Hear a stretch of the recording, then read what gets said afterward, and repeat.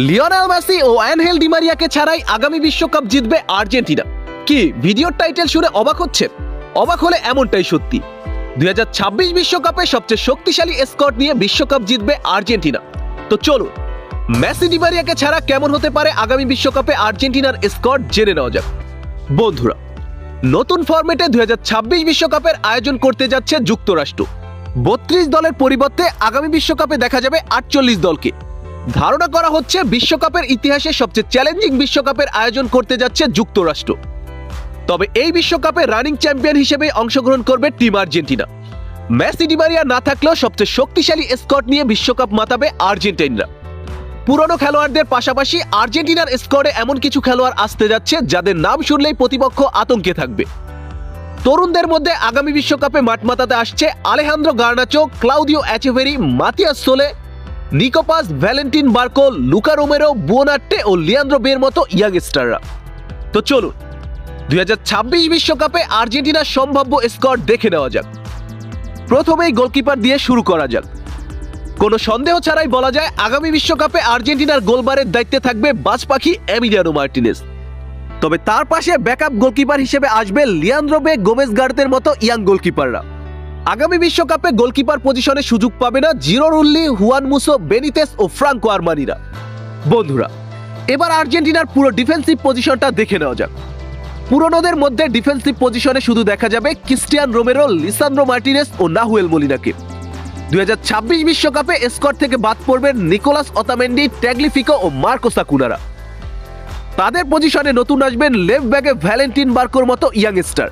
এছাড়া সেন্টার ব্যাকে নাহুয়েন press, Marcos সেন্সি, Leandro বালেন্দি ও Thomas আভিলেজের মতো ডিফেন্ডাররা।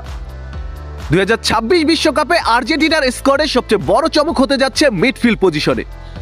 অভিজ্ঞ মিডফিল্ডারদের পাশাপাশি স্কোয়াডে দেখা যাবে একঝাঁক তরুণ মিডফিল্ডারদের।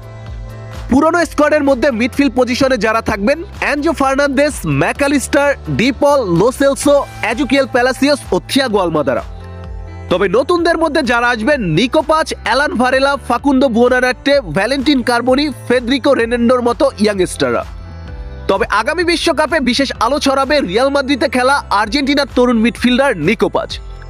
বন্ধুরা, সর্বশেষ আর্জেন্টিনার অ্যাটাকিং পজিশন নিয়ে কথা বলতে গেলে প্রথমেই বলতে হয় যেহেতু 2026 বিশ্বকাপে আমরা মেসি ডি মারিয়াকে পাচ্ছি না, তাই আগামী বিশ্বকাপে অ্যাটাকিং লাইনের দায়িত্ব নিতে হবে পাওলো দিবালা, হুলিয়ান আলভারেস ও লাউতারো মার্টিনেজকে। তাদের পাশাপাশি একাদশে আসবে একঝাঁক প্রতিভাবান তরুণ ফুটবলার। এই লিস্টে সবার উপরে আছে Alejandro Garnacho, Claudio Echeverri, Matias Soule, Franco Mastantuono, Agustin Ruberto, Ian Subiabre, Santi Lopez ও আলেহো ভেলিজের মতো ইয়াং ফুটবলাররা।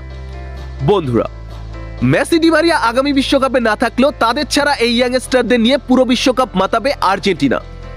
বলাই যায় 2026 বিশ্বকাপে সবচেয়ে শক্তিশালী দল নিয়ে অংশগ্রহণ করবে লিওনেল স্কলোনির আর্জেন্টিনা এবং আরেকবার স্কলোনির হাত ধরেই বিশ্বকাপ উঁচিয়ে ধরবে পাওলো দিবালারা।